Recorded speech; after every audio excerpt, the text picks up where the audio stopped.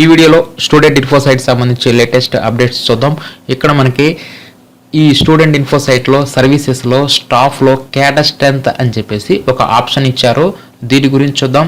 ఇది ఎందుకు ఉపయోగపడుతుందంటే టీఐఎస్లో టీచర్ని యాడ్ చేసుకోవడానికి ఈ క్యాడర్ స్ట్రెంత్ ఆప్షన్ అనేది ఉపయోగపడుతుంది. అంటే టీచర్ ఇన్ఫర్మేషన్ సిస్టమ్కి సంబంధించి ఒక ఉపాధ్యాయుల్ని మనం మన యొక్క పాఠశాలలో జాయిన్ చేసుకోవాలనుకుంటే అప్పుడు ఈ క్యాడర్ స్ట్రెంత్లో ఆ టీచర్ని మనం యాడ్ చేసుకోవాల్సి ఉంటుంది. అదేవిధంగా రిమూవ్ చేసుకోవాలనుకుంటే అంటే ట్రాన్స్ఫర్స్ కానీ లేదంటే ప్రమోషన్స్ కానీ లేదంటే రిటైర్ అయినప్పుడు కానీ ఒక టీచర్ని రిమూవ్ చేయాలంటే టీచర్ స్టేటస్లో మనం రిమూవ్ చేస్తాం.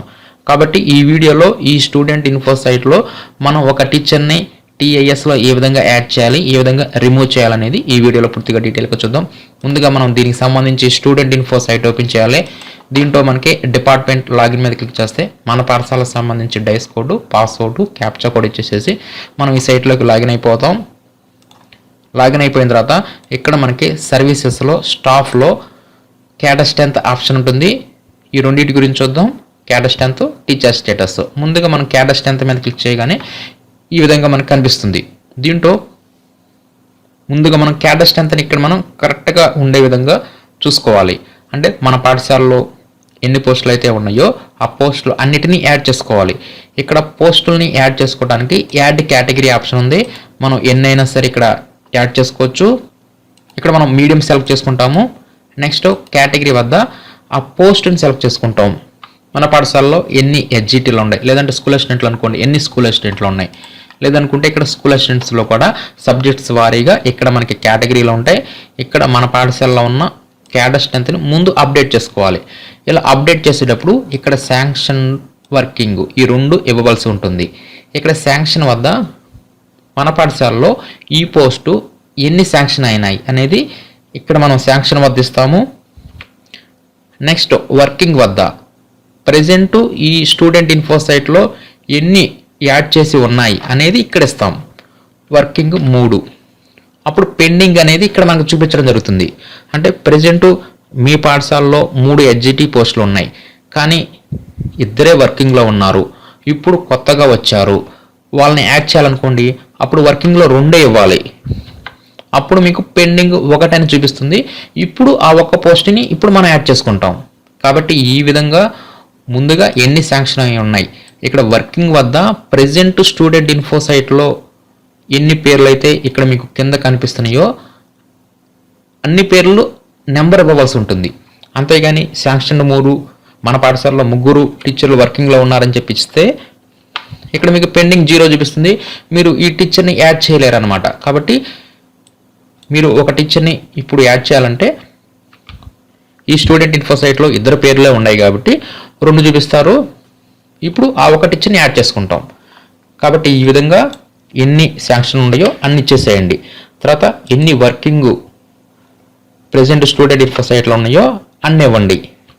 అప్పుడు మీకు పెండింగ్ 2 చూపిస్తుంది. ఇక్కడ నేను శాంక్షన్ 4 ఇచ్చాను, వర్కింగ్ 2 ఇచ్చాను. అప్పుడు పెండింగ్ 2 అంటే 2 పేర్లు మనం ఈ స్టూడెంట్ ఇన్ఫో సైట్లో యాడ్ చేసుకోవచ్చు.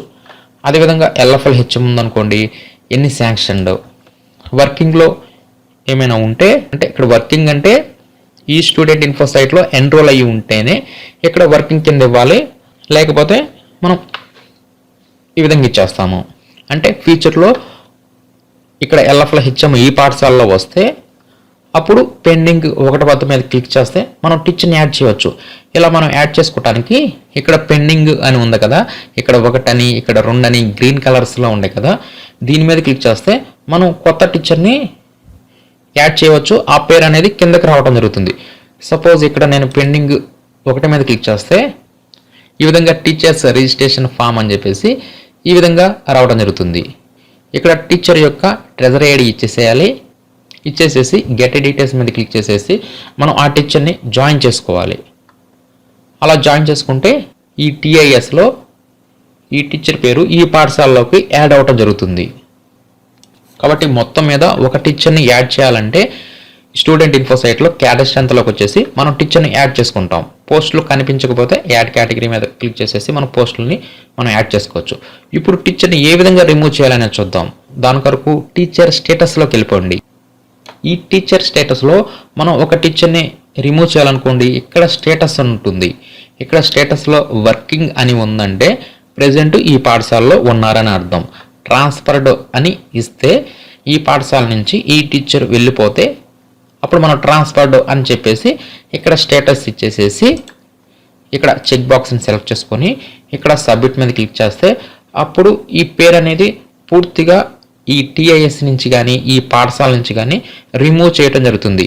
ఈ విధంగా స్టేటస్ వద్ద ట్రాన్స్ఫర్ ఇచ్చిన, రిటైర్డ్ అని ఇచ్చిన, ఎక్స్పైర్డ్ అని ఇచ్చిన పూర్తిగా పేరు అనేది ఈ పాఠశాల నుంచి తొలగించడం జరుగుతుంది. అదేవిధంగా టీఐఎస్ నుంచి కూడా తొలగించడం జరుగుతుంది. కాబట్టి ఈ విధంగా టీచర్ స్టేటస్లో టీచర్ని రిమూవ్ చేయాలనుకుంటే మనం ఈ విధంగా రిమూవ్ చేసేవచ్చు.